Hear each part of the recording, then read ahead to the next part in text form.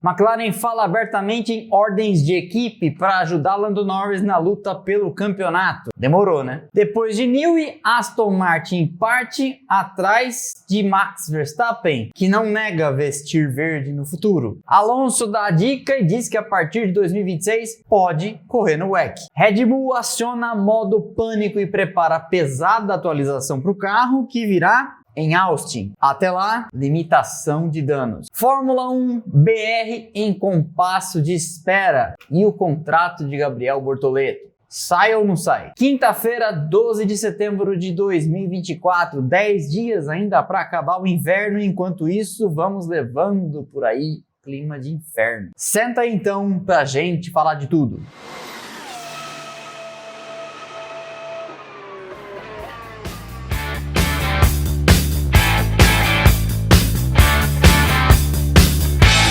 A McLaren sinalizou hoje pela primeira vez que prepara-se sim para emitir ordens de equipe, ajudando Lando Norris na briga pelo título de pilotos contra Max Verstappen. Norris chega a Baku 62 pontos atrás de Verstappen, com 232 ainda em disputa. 8 grandes prêmios, 8 voltas mais rápidas e 3 corridas sprint. Depois de uma gestão considerada por muitos, inclusive aqui no canal por mim, como desastrosa, em Monza, em que poderiam ter assegurado uma dobradinha e conseguiram um segundo e terceiro lugar, com a Ferrari de Leclerc comendo por fora enquanto eles batiam cabeça, a equipe comprometeu-se publicamente a fazer uma revisão das chamadas Papaya Rules, as regras da equipe cor de papaya, dizendo-se a partir de agora 100% comprometida com a causa de Norris na briga pelo campeonato de pilotos e que Oscar Piastri ocupará o papel de coadjuvante. O team principal da equipe, André Stella, deu declarações à BBC dizendo: apoiaremos Lando, mas comprometeremos nossos princípios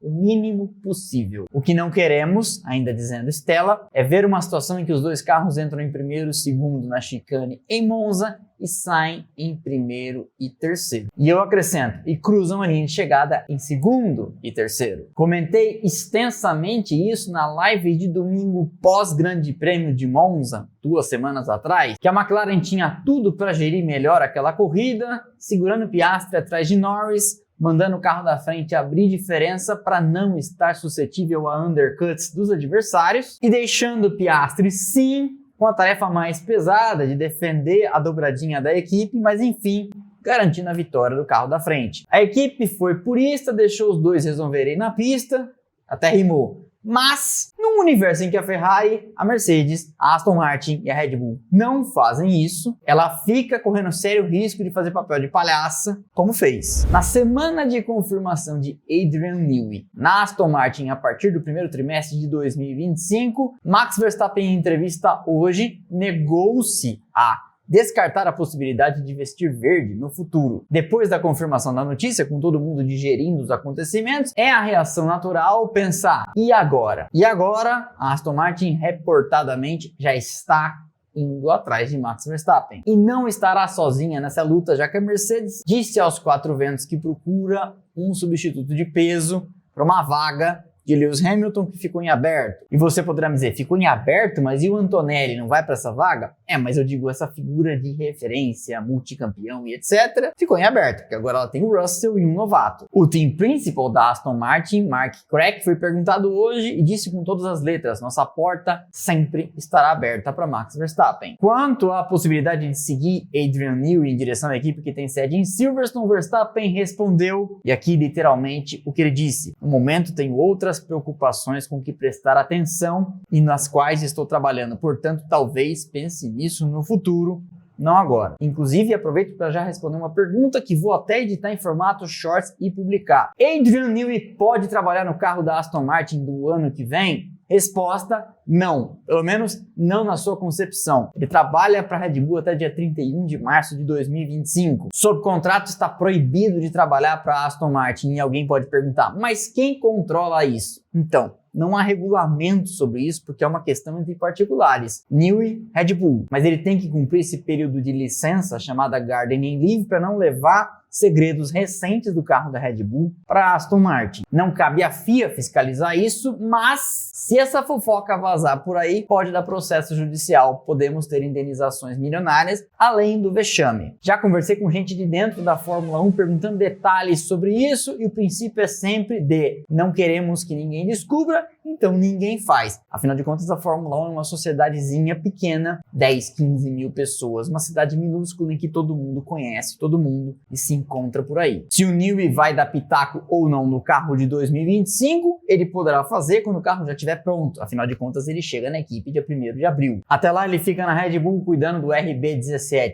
Hypercar da fabricante de energético. Fernando Alonso deu a entender que ao final do seu contrato em 2026 com a Aston Martin, pode tomar o rumo do WEC. Na ocasião, ele terá 45 anos de idade completo e disse: se eu não estiver pilotando na Fórmula 1, estarei na equipe da Aston Martin de alguma forma. O programa do Valkyrie para Le Mans está tomando forma e fará sua estreia no próximo ano. Então, quem sabe 2027, 2028, 2029. Acho que nesse carro, em algum momento, a gente ainda vai ver Lance Stroll e Felipe Drugovich. A corrida desse final de semana em Baku e a da semana que vem em Singapura, duas pistas de rua ainda que diferentes, podem ditar rumos para o campeonato e a Red Bull segue em modo contenção de danos. Verstappen e Pérez chegam com dois assoalhos que são chamados colchas de retalho, parte de várias versões da mesma peça que apareceram em momentos diferentes, sendo testadas ao mesmo tempo. E a Red Bull tem um sério problema no túnel de vento, a chamada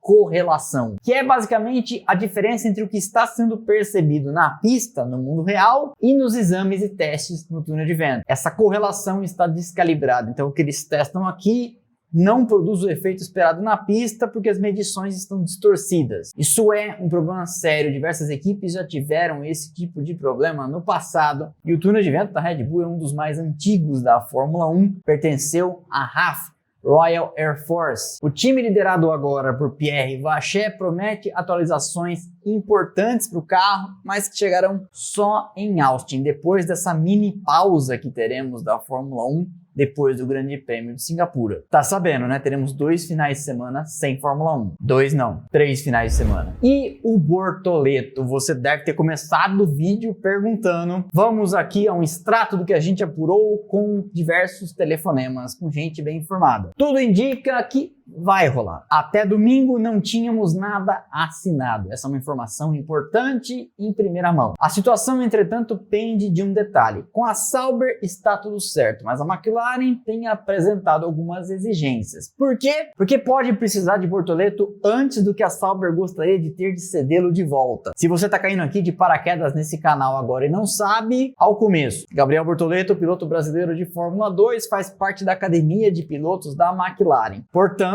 a equipe Papaya com sede em Woking tem o seu, aspas, passe. Mas todo piloto de Fórmula 1 tem em qualquer contrato a chamada Formula One Clause. Significa basicamente o seguinte: o piloto pode abrir mão de qualquer coisa se tiver uma vaga concreta oferecida numa equipe de Fórmula 1. Só que aí a McLaren vai entrar naquelas de eu quero te ajudar, eu vou te ajudar, mas você precisa me ajudar a te ajudar. E o que seria isso? Pois é, a McLaren quer uma garantia de Bortoleto e da Sauber, e que se precisar do piloto de volta no final do ano que vem, caso o Lando Norris resolva ir embora, poderá chamá-lo de volta instantaneamente. E aí a Sauber diz, mas veja bem, para que eu vou dar uma vaga então para o seu piloto ganhar experiência se quando ele tiver experiente é você que vai ficar com a melhor parte? Então o que se sabe existe a chance concreta de um anúncio sair ainda neste final de semana, sim, você ouviu certo, a depender desses detalhes sendo resolvidos. E que lugar melhor para resolver esses detalhes? Um lugar em que Zac Brown e Mattia Binotto, chefe da McLaren e da Sauber, estão, ou seja, em Baku. Bortoleto, também nas ruas de Baku, faz mais uma etapa, na verdade a sprint e a longa da Fórmula 2. Os horários são esses que estão fixos também na rede do canal, no Instagram, e foram enviados para os nossos seguidores no canal de Telegram. Caso você queira receber esses posts e outras notícias, entre nos grupos aqui embaixo. Amanhã já tem carro na pista e neste final de semana fique atento aos horários que são ligeiramente diferentes. Dá uma olhada aqui. 6h30 da manhã, o treino livre 1. 10 da manhã, o treino livre 2. 5h30, o TL3.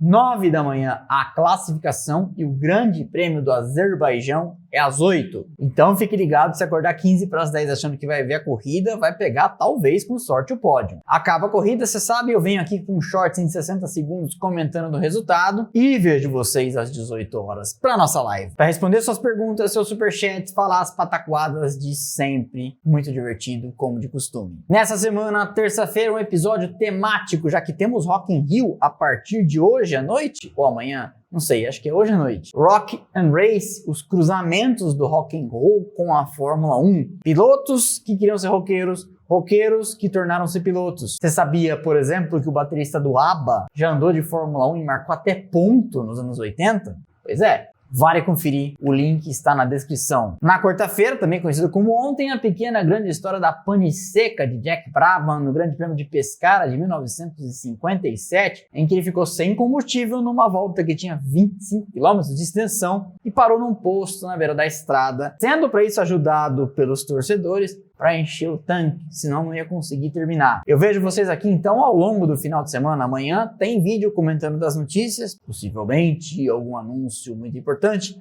além do que acontecer no treino livre 1 e 2. Sábado a gente vem falar do quali, domingo você já sabe, falaremos da corrida na live. Beleza? Então deixa o like que é de graça, aperte o Hypar, esta nova ferramenta do YouTube para você mostrar que gosta deste canal e desse rostinho bonito, e assim você ajuda a gente a disseminar nosso conteúdo na internet afora, chegar sempre cada vez mais longe, ajudado pela poderosíssima audiência que vocês compõem, capaz de virar ponteiro por aí. Sempre tenho dito aqui, tem canais com 10, 15 vezes mais inscritos do que nós que tem menos likes. Por quê? Que vocês, quando eu peço para deixar o like, que é de graça, deixam. E agora tem também o Hypar. Então, senta o dedo aí. O esforço é praticamente zero. Beleza? Então é isso. Valeu e aquele abraço.